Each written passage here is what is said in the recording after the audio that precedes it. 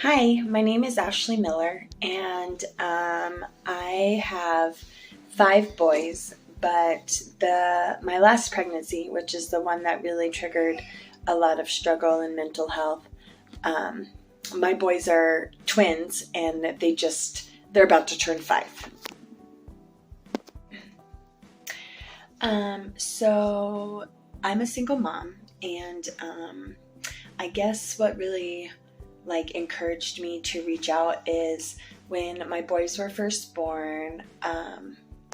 I literally would wake up every day and I would just think, I can't do this. I have to give them away. And if it wasn't for the people that were around me at the time that encouraged me and reassured me, you can do this, tomorrow's a new day, or we can continue today, or if you need help, just ask, those kinds of things, then I don't think I could have done it. And so they're about to turn five, and things aren't any easier because of course there's two of them and there's only one of me. But yeah, so I think that just supportive people being in my life, and being willing to listen to me when I needed help or was discouraged or felt defeated, really helped me step into the role of a twin mom. And I'm so thankful for that today, because I'm able to experience and see so many things with them, and they're truly a blessing. And even though it's the hardest thing I've ever done in my entire life, it's definitely a joy to see them every day and to fall asleep with them every night, and watch them grow into their own little human beings. They're just little people, and it's great to watch that. After I reached out for help and I started seeking support, I just realized I wasn't alone, and I didn't have to be alone, right? Even if I feel alone, I don't have to be alone. And so reaching out for support and asking for help, or seeking support from outside sources, really has opened up my support system. So I actually moved to Denver from Colorado Springs, and it was just me by myself with two brand new 7-week-old twin boys, right? So I started looking out into helpful communities. So there's this program called Safety Net for Families, and they are still a really huge part of my life. So I don't just have anybody watch my kids, and so they, in certain situations when the daycare's closed, or I might have, a lot of homework or something like that, I just reach out to those families that I've connected with and become close to over the years. And it really expanded my support system. And because I expanded that support system, I don't feel so alone. And even if those families that are connected to us, or that my kids go to sometimes, they're just a part of our family, and I can reach out and tell them I'm struggling or ask them for help.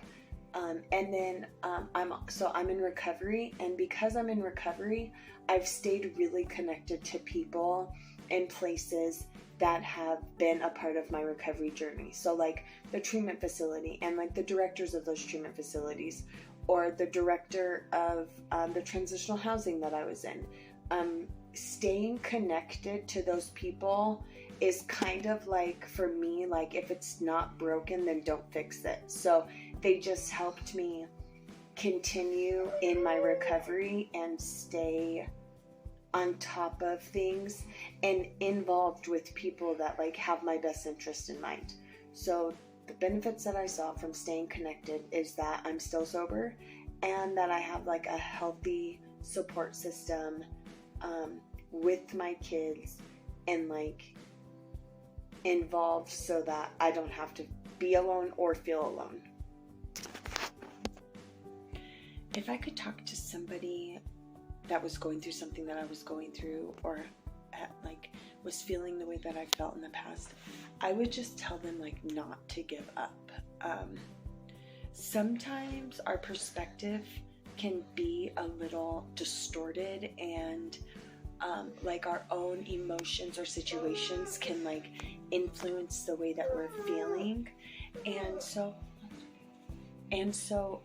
I guess I would just tell them that sometimes it might not be like what you perceive it to be, and to just talk to somebody that you trust or reach out to somebody that cares about you.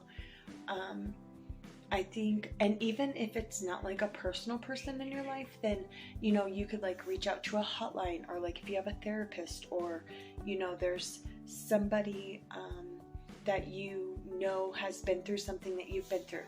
I would just like talk about it, and not everybody feels comfortable talking about it, but I know for me, like when I talk about it, it loses its power. So when it's like a secret and it's only to you and only you know about it, it like can weigh you down, and it can like distract you, or it can like derail you. And so I would just say like talk about it so it loses its power, so like you can move past whatever it is that you're feeling, like shame or guilt, or if you're unhappy. Those kinds of things can lose power once you like share the burden with somebody else. So I think that is what's helped me most, is that I don't keep things to myself anymore. Like I release them, and I have them lose power over me and my decisions by talking about them and moving past the weight that they may cause on my shoulders.